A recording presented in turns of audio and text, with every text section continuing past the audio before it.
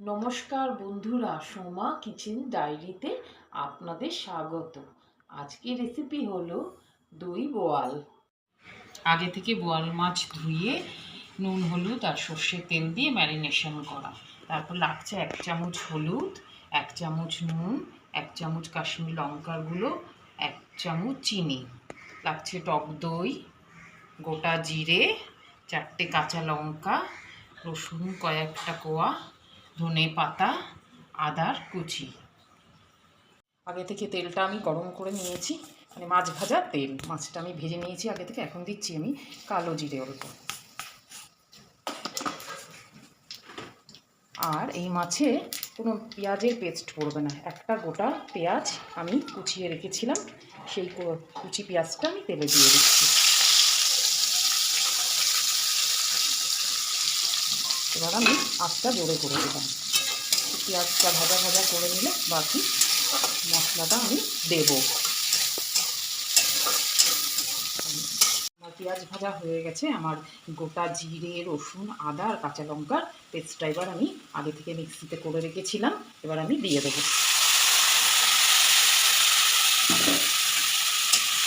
ভালো করে নাড়িয়ে মশলাটা ফুটে উঠলে আমি বাকি এক এক করে মশলাগুলো দিয়ে দেবো। মশলাটা ফুটে উঠেছে, আমি এবার বাকি মশলাটুকু দিয়ে দেবো। এবার দিয়ে দেবো হলুদ, নুন, কাশ্মীরি লঙ্কার গুঁড়ো আর চিনি।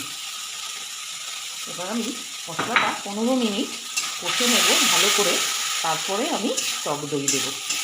এর আগেই টক দই দিলে টক দইটা ফেটে যেতে পারে মশলায়। মশলাটা মোটামুটি কষে গেছে। এবার আমি টক দইটা ফেটিয়ে রেখেছিলাম দিয়ে দেবো।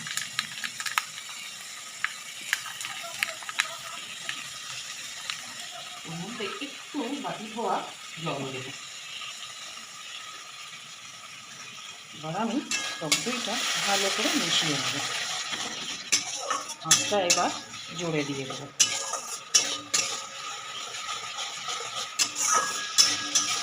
তার সাথে দইটা ভালো করে মিশে গেছে, দেখুন তেল ছেড়ে গেছে। এবার আমি জল দিয়ে দেবো। খুব বেশি জল দেবো না, অল্প গ্রেভির জন্য জল দেবো। তাই জলটা আমার ফুটে উঠলেই আমি মাছগুলো দিয়ে দেবো। আমার ঝোলটা ফুটে উঠেছে, এবার আমি ভাজা মাছগুলো একটা একটা করে দিয়ে দেবো।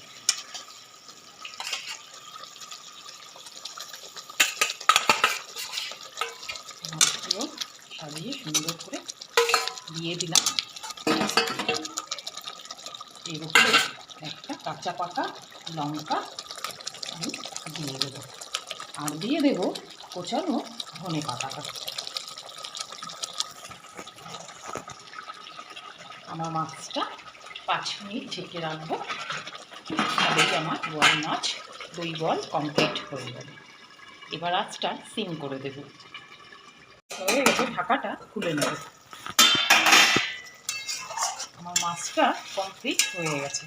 এবার আমি গ্যাসের আগুনটা অফ করে দেব। আমার দই বোয়াল রেডি। যদি এই রেসিপিটা ভালো লেগে থাকে তাহলে একটা লাইক, শেয়ার, সাবস্ক্রাইব করে দেবেন আর বেল আইকনটা প্রেস করতে ভুলবেন না।